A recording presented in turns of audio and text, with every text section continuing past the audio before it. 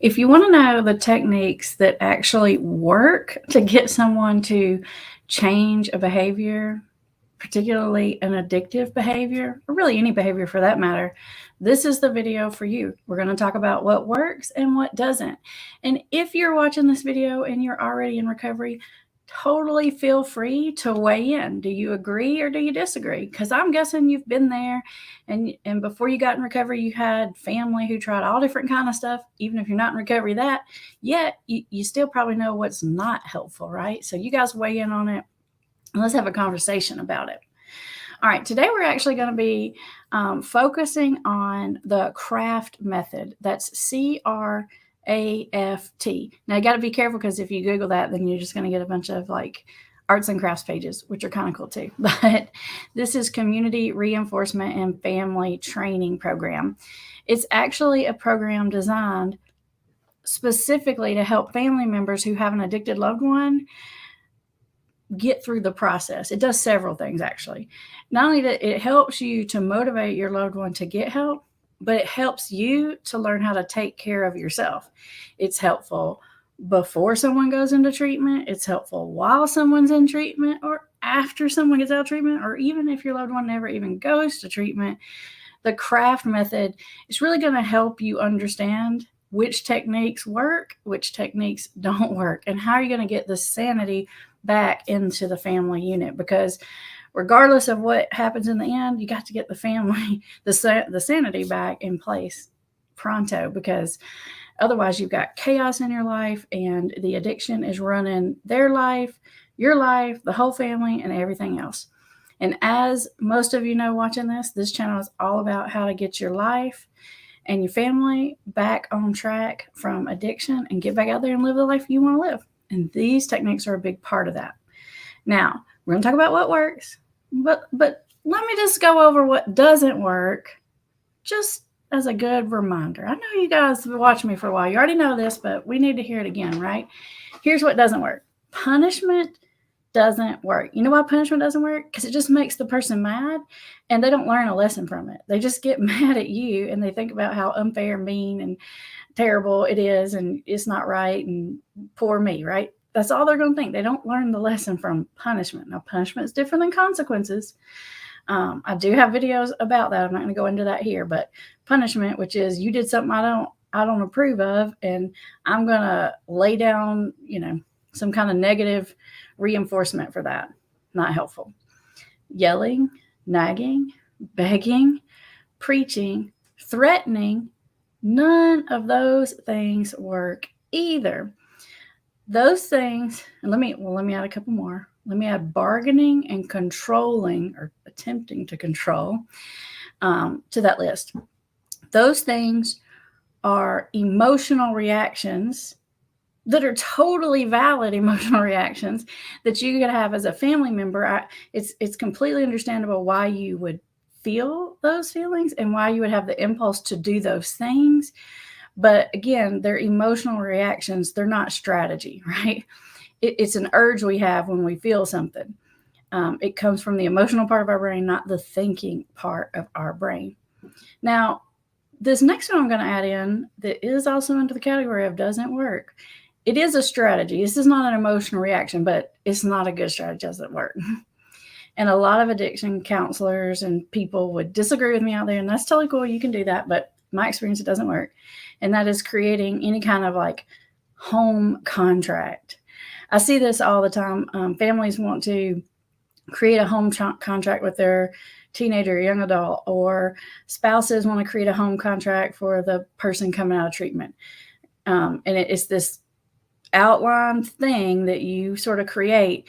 And it's kind of your way of formally like setting the rules and the boundaries, but it doesn't work. Let me tell you why, because I hadn't told y'all this in a while, but it doesn't work because when you're dealing with an addiction, you can put it all down on paper. You can get the notary to sign it. You can make it all official looking. You go to your lawyer and get it if you want to. But if you're dealing with an addiction pretty much will break any rule you put in front of it. Doesn't care. Breaks the laws, breaks their own sense of morality, breaks every rule. And so if you think putting something on a piece of paper is going to be the thing that stops addiction, You're just dead wrong. But what you do end up doing is backing yourself into a corner. So you create all these contracts, these formal written out things. I mean, in a lot of families, they want like the person to sign it and everything like that. You back yourself into a corner because let me tell you who will follow the contract. You will feel like you need to follow the contract. They will not feel like they need to follow the contract, or they won't for more than like a day or two. Okay. Let's say, for example, you can put in the contract, if you fail a drug screen, I'm kicking you out of this house, right? You can put that in the contract. Here's a situation you might run into. You know they're using. You found the stash. You gave them a drug test, but they passed, right? But you know they're using, right? But it's in the contract. If they fail the drug screen, they're out, right? So now all you've done is paint yourself into the corner, because the person will look at you and they're going to say, no, it says if I fail a drug screen. I did not fail a drug screen. I passed a drug screen. And we all know there's lots of ways to do that, right? It just doesn't work because there's all these loopholes and ways around it. And if someone's in an active addiction state, you're not going to be able to hold them to what it says. But let me tell you what, they'll hold you to what it says. So don't do the home contract. A lot of treatment centers will even have you do these before a person gets out of treatment, coming home. And I understand what they're trying to do. They're trying to get some clarity around, okay, what are the expectations and what are the boundaries? I get that. But I just feel like people think like it's formal, it's fancy, it's in writing, so it means something more official, not to addiction, not when it comes to addiction. So just trust me, it's not effective. If there's those of you out there that have created the home contract and it's worked, feel free to weigh in on that. But in my experience, it really doesn't. So let's talk about what does work. Now, the simplest way I know how to tell you what does work is kind of a formula, okay? And the formula is this: real world consequences.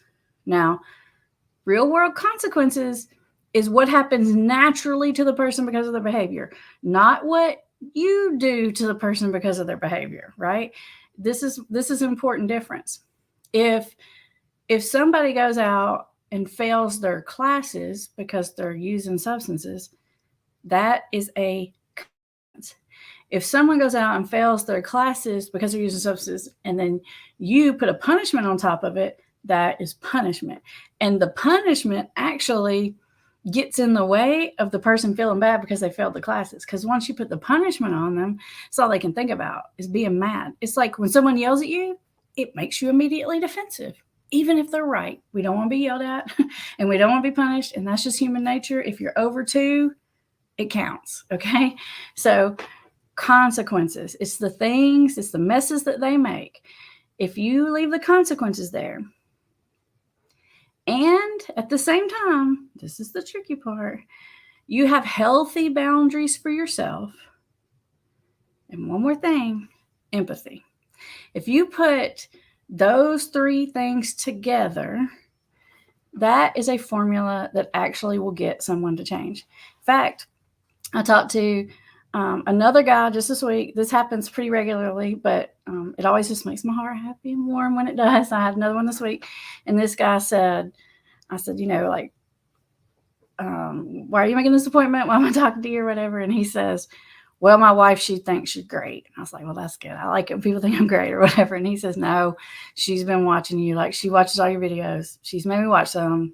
They're pretty good. They're okay. And then as we got to talking, he says, in fact, after she's been watching your videos, like, she's changed everything about how she's interacting with me. And you know what? I just feel bad because she's the best wife. I love her so much. Like, I got to stop this. This is crazy. Right? That's what you want, right? That's what you've been wanting the whole time. You want to hear them say, like, I love them so much. I got to stop this. This is crazy, right? And everything you've been trying to do to make them say that and realize that is making them think and realize the opposite.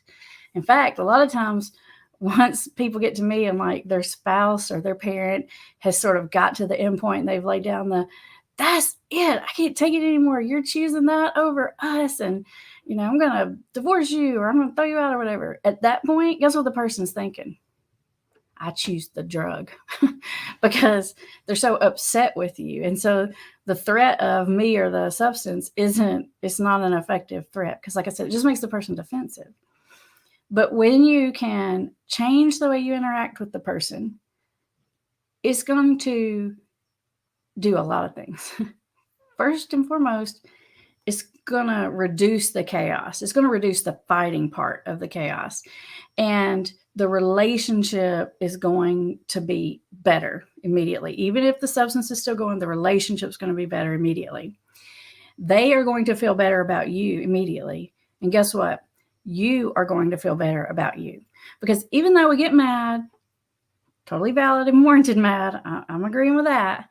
Even though we get mad, and we want to say, and we want to do, and we want to sneak, and we want to control, and we want to yell and do all those things, ultimately in our heart of hearts, we know it's not right. And we feel bad about what we did because we know we acted like a crazy lunatic, right? As the family member. And you think it's going to make you feel better, scream and say all that stuff that you've been wanting to say, but it doesn't, right? Doesn't do anything because it makes them say even meaner things to you back, right? So then you're even madder at them. It definitely didn't get them to say, oh my gosh, I'm so sorry. I'm a terrible drug addict. I'm going to go to treatment. It didn't make them say that, right? All it makes them say is, you're just a controlling, nagging, fill in the blank, right? You're not going to leave that feeling better. So I know it's an urge that we want to do. It's a valid urge, but it's not helpful. You guys know I like to talk about strategy. When you put those 3 things in place, the tide will start to shift. I'm not saying they're going to immediately stop whatever the addictive behavior is, but you can see almost a pre-immediate change in the situation. What you're going to see is the heart starts to shift. Their heart and your heart. You see, I want you to think of it like they're possessed, because they kind of are, with this addiction. And when you're yelling and screaming and nagging and preaching and threatening and ultimatuming and all that kind of stuff, you're just arguing with like this demon possession over here, right? And it likes to argue with you. In fact, it wants you to do those things, because when you do those things, it continues the addiction. It wants you to argue, act like that. I'm not saying get ran over, okay? I'm not saying like put up with being abused. That's not what I'm saying here. But I'm saying because that's where the boundaries parts come in, right? If you allow them to have their consequences, have empathy for them, even for the consequences and the messes that they make. You don't fix them. That's where the boundaries come in, right? They make a mess. You don't fix it, boundary, but you have empathy for it, right? That, I'm telling you, is the combination. Now, the craft method is a real sort of systematized step-by-step way of doing just that. That's really my sort of drill it down to the important pieces formula. But the craft method teaches you sort of how to do that. It actually goes through this process of teaching you how to reinforce positive behavior, how to actually set a goal each week and say, okay, this week, I just want the person to have dinner with the family 3 times, right? And I'm going to do these things in order to try to make that happen. I'm going to put some positive reinforcement on those little changes. And so it breaks it down into those little micro steps. And once you put those things in place, you get that shift, that change of heart with them, that change of heart with you. In the background, the craft method is going to teach you all about addiction if you don't know all about it. It's going to teach you all about treatment options and what to do if the person does say they want help. Because the whole thing here is you're kind of changing the tide, which is going to greatly increase the chances that this person will decide to get help and will decide to do something. That guy I told you I talked to earlier this week, he decided to do something on his own, right? Because he said, you know what? This is stupid. This is ruining my life. This is ruining my family. I don't want to do this anymore, right? Because you're backing out of the way and you're giving the person the clear view to see what's really happening. And you're allowing their real heart to kick in, right? And the real person starts to be able to sort of peek its head out a little bit more and see what's going on. And eventually they can make the choice. That's where it comes in. People say they have to want it, which I kind of, they don't have to want it, but they have to be willing to do it. And you can't make them be willing, but you can help them become willing. And these are some of the things you can help them to do. Now there's a technique in addition, the craft method is something that clinicians teach families to do. There's a technique that counselors get taught or clinical people get taught. It's a communication technique called motivational interviewing. This is actually a counseling technique. And it has to do with how do you deal with a client who's either in denial or is very reluctant to get help. It's how do you interact with them? What do you say when they say, this is stupid, my wife made me come here and I didn't even want to have this appointment? Guess what? People say that all the time, right? When they come to addiction counseling, because I don't want to be there, right? I'll tell you what you don't say. You don't say, well, you got a drug problem and you really need to be here and you're going to ruin your whole life if you don't start going to 12-step meetings. Don't say that. It's not going to help, right? So, what you would say, let me give you an example of maybe a motivational thing I might say if someone came in my office and said something to me like, this is stupid, my wife made me come here, I don't even want to be here. I might say, wow, that's kind of respect. I mean, that's kind of inspiring that you respect your wife and appreciate your marriage so much that you're willing to come do this thing you really didn't even want to do just to help the relationship. I can respect that. That's not going to be what they're going to expect you to say. They're going to expect you to argue with. And when you don't argue with and you see the good thing in that negative statement they just made to you, it's going to make them kind of like listen to you different. Right? And so motivational interviewing it's a counseling technique that helps to find the motivation that's inside of the person already. What we try to do is we try to motivate people with what matters to us. We try to force motivation on people, but it doesn't work like that. You've got to find the seeds of what's important to that person. And motivational interviewing kind of teaches you how to sort of pull it out of them and grow it. So I think the best combination of techniques is when you put the craft method in combination with the motivational interviewing techniques. You've got the communication piece, you've got the reinforcement piece, you've got the education piece. Now you've got some serious techniques in place to really get it where someone is changing the way they think, changing the way they feel about you. And there's some more pieces to it that I talk about in other videos where I talk about how when the person trusts you again and when they feel like you get them, that's really important. They need to feel like you understand where they're coming from, right? You don't have to agree with them, but you do got to understand their side. Then they're number one, they're gonna care what you think, okay? Because you like them and that makes them like you back, and we care what the people we like think about us, right? And when you do have a thought or an opinion, which you are going to very selectively express those, very selectively, it's going to matter to them. And they're going to trust what you have to say because they feel like you care about them.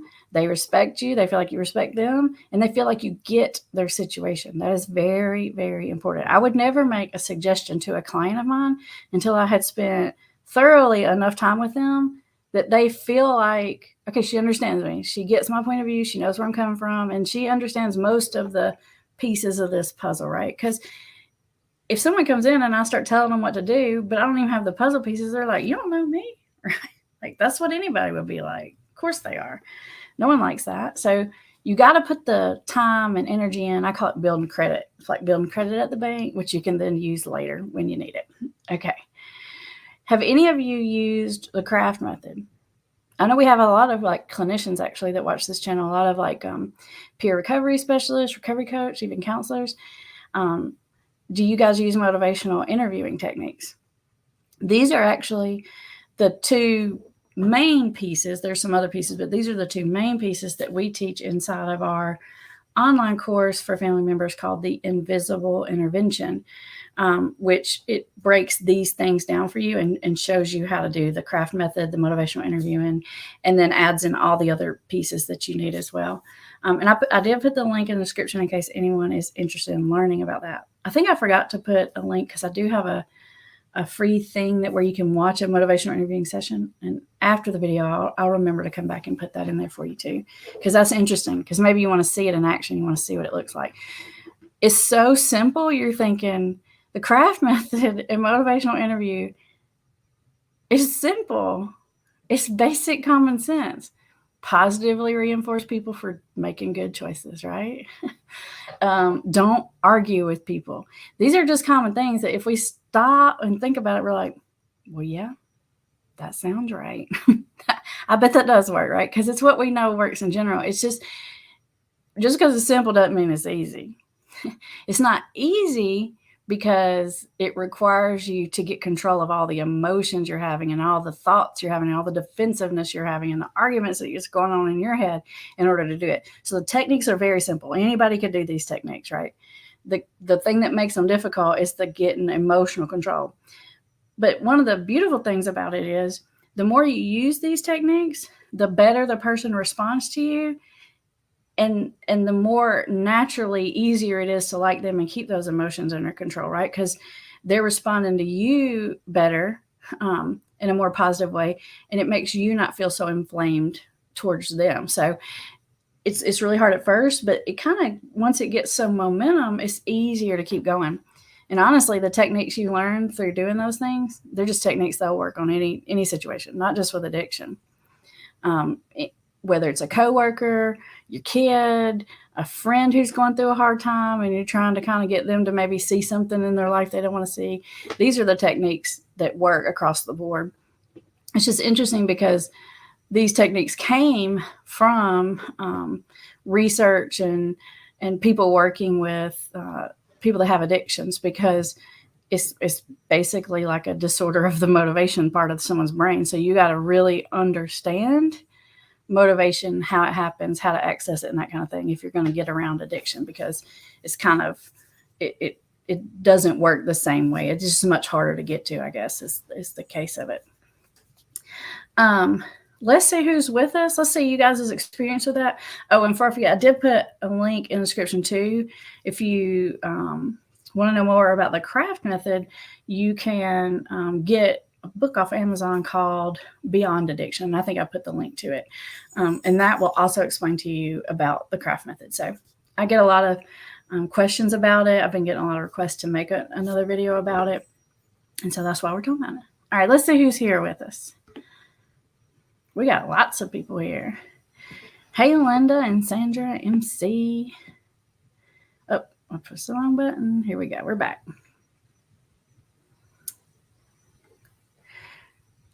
Christine says, I remember in one of your past videos to never make an ultimatum. I have made all these mistakes and more, but he unfortunately will not go to recovery. Feels he doesn't need it. Question, what if they have been at the same company for over 20 years and is responsible to pay bills, doesn't think they have a problem, is rude, disrespectful behavior when drinking? I'm at the point of treatment or divorce.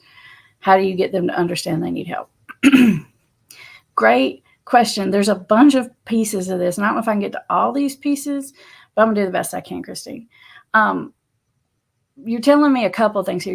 You're telling me he thinks he doesn't need it, which is probably true. And you're telling me that there's a lot of logistical roadblocks. Even if he thought he needed it, he would be reluctant or worried about, like, how are the bills going to be paid? Like, will I lose my job? Those are logistical, real life fears and concerns. And it's easy for, someone else to say, well, this is your health and you need to put it first or whatever. But you know what? If you're the one that pays the bills in the house, it's kind of important to do that, right? So I think maybe what might be helpful in a situation like this is where I would use those motivational interviewing techniques. Because when they throw these roadblocks up, what our natural instinct is going to want to be to argue back, right? When they say they don't want help, we want to say, yes, you do. You can't do this by yourself. But you don't argue back with that. You just go right with that and say, you just find out more about why they don't need it. Have you tried it in the past? And then they tell you they had a bad experience. I'm like, oh, I totally get it. They had a bad experience. Have you ever had any clean time at all? Well, yeah, this one time I had 3 months. Well, what did you do to get them 3 months? Well, I did this and this and this. So if you'll just ignore that thing inside of you, I know it's a strong instinct to want to argue with that they actually know more than what they're saying to you. They know it's more of a problem than they're willing to admit to you. They know that it's more difficult to stop than they want to admit. Now, they probably do feel like, I don't want to go away to like 30, 60, or 90-day treatment, because guess what? No one does. You wouldn't either.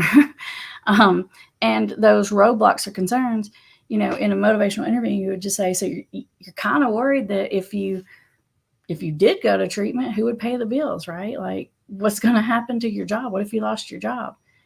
But what's going to happen is the person's going to say, yeah, I mean, I'm the one that pays the bills. They're going to say that. And then they're going to say, but I'm worried because I feel like my wife might leave me if I don't. Oh, really? And so if you just wait for it, it's in there. And then you pull it out. But you got to be careful, because eventually, if you do these techniques, they will start expressing, they call it change talk, which is saying things that indicate they really do want to change. And it teaches you how to not just listen for the change talk, but also help identify their strengths and resources and what they think would make it better, and reinforce it back. So there's just some pieces to it. It's pretty cool, Christine. I feel like that might be your next step. And I know it's hard, it's throwing all those roadblocks at you, and you want to throw your hands up, and it may be time to throw your hands up. I don't know. But if you're not to that point, that's what I would recommend to you. Let's see who else is here. P says, everything you're saying is so true. Even though I'm not where I want to be with my family and the addiction, I feel like it's better than it was. I totally agree with the craft method. Yeah. It's going to make the situation in the family and in the house better immediately, right? It may take some time to get the addiction to go completely away, but it's going to make it better regardless. Sarah Sue says, not living with my loved one. He's trying to get overnight visitation with our 18-month-old. He passes observed UAs for meth consistently for 9 months, but failed hair follicle. How did he pass UAs? There's a lot of ways to do that, Sarah Sue. There's detox drinks. There's a thing called a Whizzinator, which is like a mechanical instrument that looks like a man part that actually has urine inside of it when they're being watched. I mean, there's just ways, okay? There are ways. It's frustrating, I know. I think it must be a good thing they did the hair follicle, right? It's like the secondary backup there. And we've got someone else on here saying, too, that it stays in the hair follicle longer. That's right. That's true. Some drugs are really hard to catch in urine analysis because they get out in a couple of days. The only drug that's easy to catch in a urinalysis is marijuana. It stays a while. But the other ones, you got to time it just right to catch it. So that's another really good point. Thank you for saying that. Cali Nature Lover said that. Here we got a question. Sandra says, why doesn't the rehab staff won't tell me what day my husband can call me? I don't know for sure why they won't tell you what day your husband can call you, but usually when a rehab staff won't tell you information, it's because the person hasn't given them permission to do so. So there could be some splitting or something going on behind the scenes. Like maybe your husband doesn't want them to tell you for some reason. Maybe your husband doesn't want them to talk to you. He may not want you to have access to his treatment or what's happening. And he probably definitely doesn't want them to have access to what you've got to say. So I don't know for sure, but that's the most common reason why that happens. Other than that, the only other reason I can think of is like they don't know what day, which is kind of silly. Like, of course they should know what day. So. Let's see.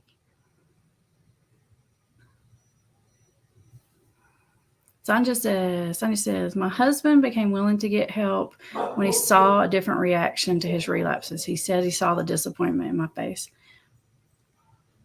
This was a different guy I was talking to this week who's been doing really good for a while now.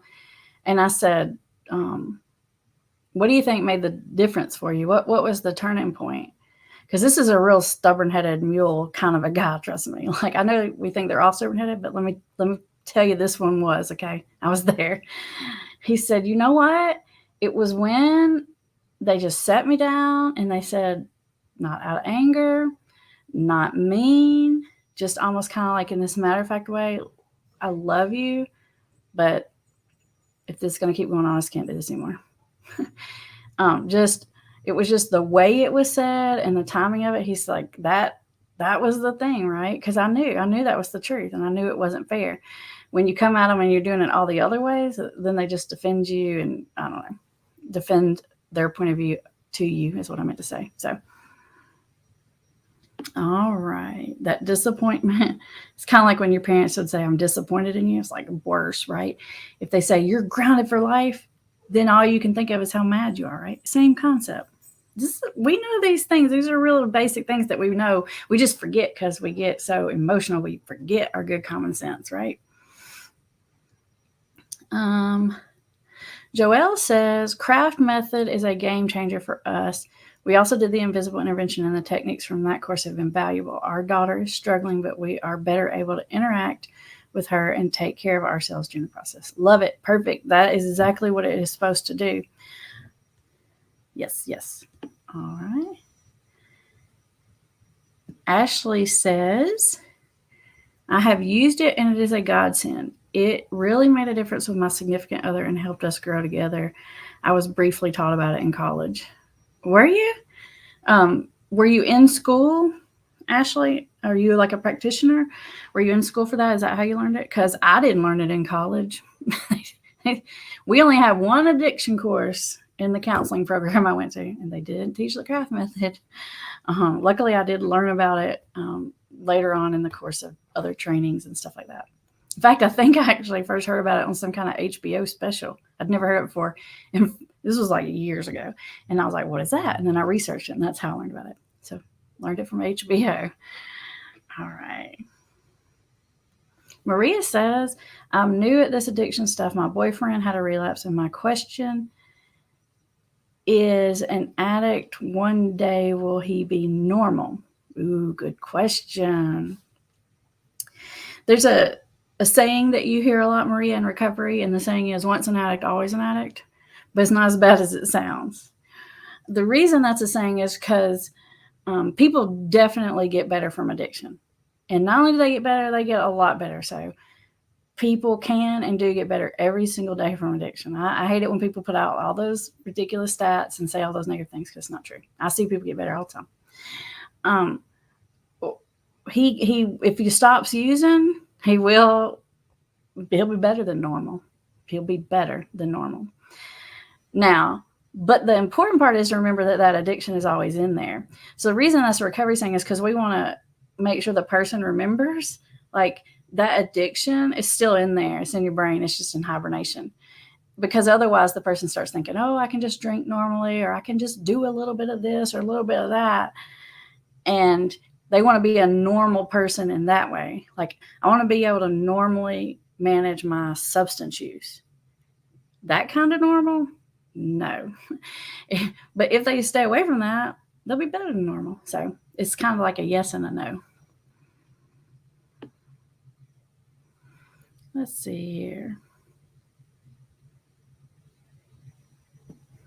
Ashley says, it's hard to accept a new perspective on addiction when old perspectives are so pervasive. You really have to give it an honest try with a set from other viewpoints. Yeah, there's a lot of old school thoughts about addiction out there. And I'm not opposed to most of the old school thoughts about recovery. Like, I'm not opposed to 12-step or any of that. The thoughts that I probably disagree with are really just a couple, and that's sort of like this tear you down philosophy. That only works if someone is locked up in a long-term, don't have any choice treatment center where they're going to be in there a long time. If they're in an outpatient program, if they're living in your house, if they have any other option, that will not work. So there's a few of the old school beliefs I don't like, but some of this stuff, like I said, like when you think about it, you're like, yeah, positive reinforcement's probably going to work better than yelling, right? That's just good common sense. We know that. It's just that emotional reaction we get to. Jenny says, I've been using craft method with my AH, is that alcoholic husband. He's made big improvements. I, however, struggle when he slips, but still shows good behavior. What should I do then? That's a really good question. I actually have some videos, Jenny, about what to do when your loved one relapses. But the gist of it, the big picture answer is you don't get back on the roller coaster. You keep doing your craft method. You keep doing what you were doing. Do not, just because they relapse, you don't relapse. And if you don't relapse with them, I call it getting on the roller coaster. If you don't get on the roller coaster with them, they'll get off much quicker, right? And they'll see it for what it was. And they'll feel kind of bad about it if you don't get crazy about it. And they'll get it under control faster if you'll just keep doing what you've been doing.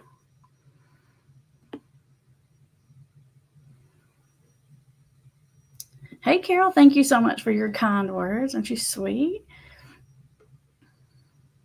Well, thank you for the super chat, Donnie. Let's see.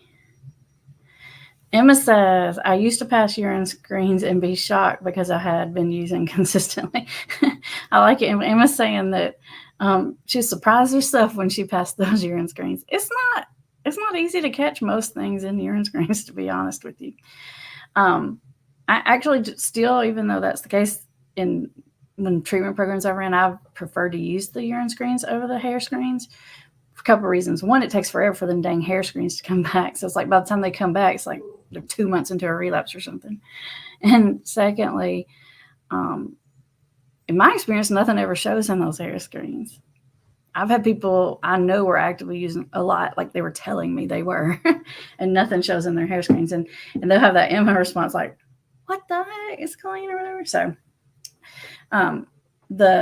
if you're going to use urine screening as a relapse prevention technique, say, there's a certain way you have to do it. I actually wrote a little guide on how to do that effectively. And the key to that is you do that in an aligning kind of with the person. Like, you're not trying to trick them. You're not trying to catch them. You use it for a preventative. Like, so you say, I'm going to screen you twice a week, or I'm going to screen you every week, or at least once a week, right?